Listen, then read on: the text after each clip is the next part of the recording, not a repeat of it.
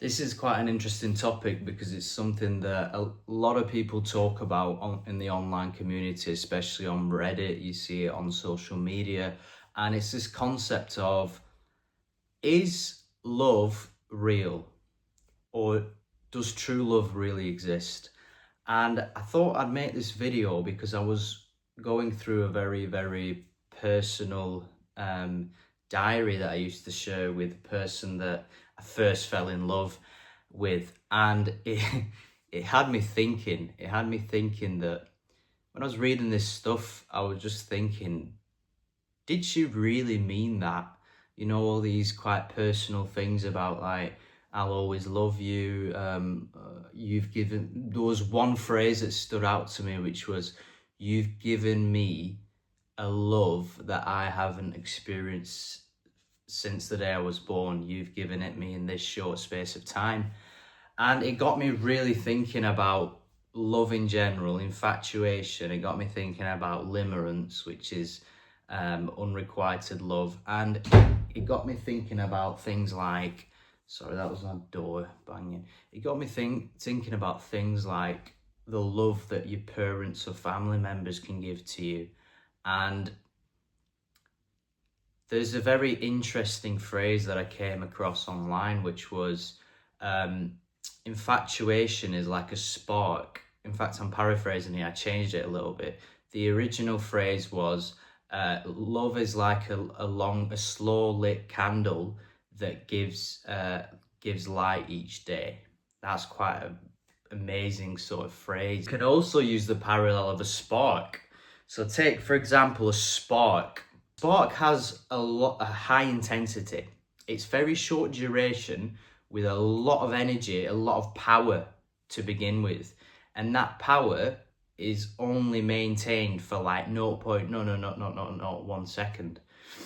But the amount of energy or power at the beginning of that, when that intensity hits, is huge compared to any candle or slow, like it says, a slow burning candle. It's just infinite energy in comparison. But when you look at the energy or power over time, so over 8 hours, for example, you will find out that the candle beats the spark by thousands of times.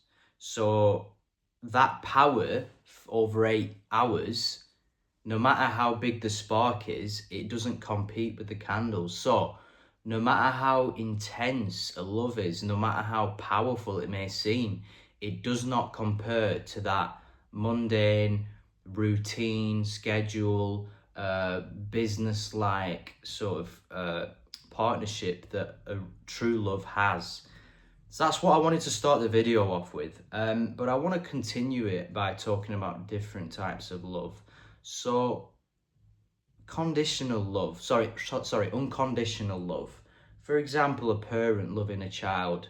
You could say that is kind of conditional as well, because it's not unconditional, because the conditions are you are that parent's son or daughter. So if you weren't that parent's son or daughter, there would be no love. It might be love, but it won't be the love that you have now. Okay, so in the case of this diary that I was reading, this diary about my long-term ex, did she really mean it at the time? Yes, 100%.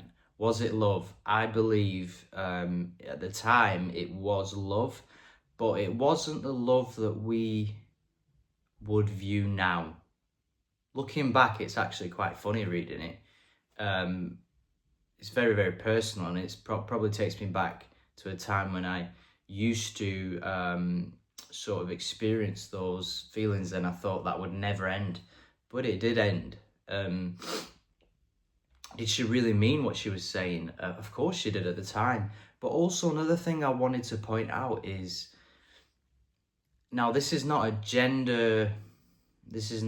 point directing at any specific gender, but a lot of the time people have love for another person based on the conditions. So what I mean is, there will be love as long as those conditions are met. So once those conditions are not met, then there is a decision to make whether to carry on loving, work through that problem, or stop it altogether, which that comes down to many factors. That comes down to what journey you're in at the time. That comes down to what kind of people are around you. So if you start telling people about your problems, that could be a factor that could either play for or against. And that is kind of like whether the candle has a good wick. That is kind of like what the candle is made of. That is kind of like sort of what temperature is in the room, because that can affect how long a candle can burn for. And also I was thinking, can a spark lead to a candle? Can a spark lead to a fire? And the answer is it can. But how do you distinguish whether it's a spark that's just a spark? For example, you were limerent to somebody, or you were infatuated by someone, or was that infatuation the start of something bigger? So you got to actually look at the long-term signs. So am I around this person? When I'm around this person, do I want to understand that person? Or am I just addicted to their presence? So that'll be either love or infatuation. When I speak to this person, do I have this sort of chemical sort of feedback? Or when I speak to this person, do I learn more about myself and about them? Can I be myself around them? Or am I putting on a show? So those kind of things you need to look out for. Also, I wanted to say in this video, you could theoretically love a famous person more than your own wife or husband. How can that be? Well, you can, that depends on how you view love. So a lot of people view love as, I know this person really well. Well, I could argue against that phrase and say a lyric that a singer has sung can connect with you so much that you can know that artist more deeper than your own spouse.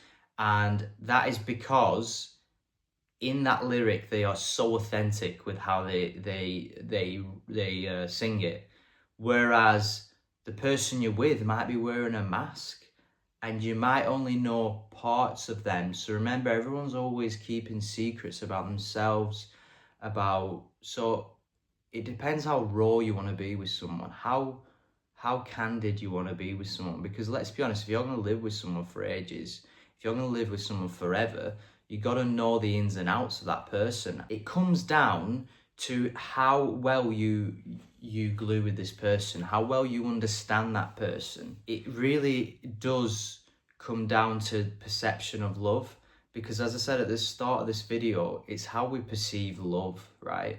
If you perceive love in a way that's different to another person, you're going to find it really hard to stay together, because then it just doesn't work. And it just creates a clash in egos, essentially. True love is without ego. There's no ego involved. Which that could be another separate topic altogether. But I hope this video kind of encouraged you to think about love and what is love and what's not love. And maybe I'll make some more videos about infatuation and limerence and what they are about. So subscribe and comment your experience.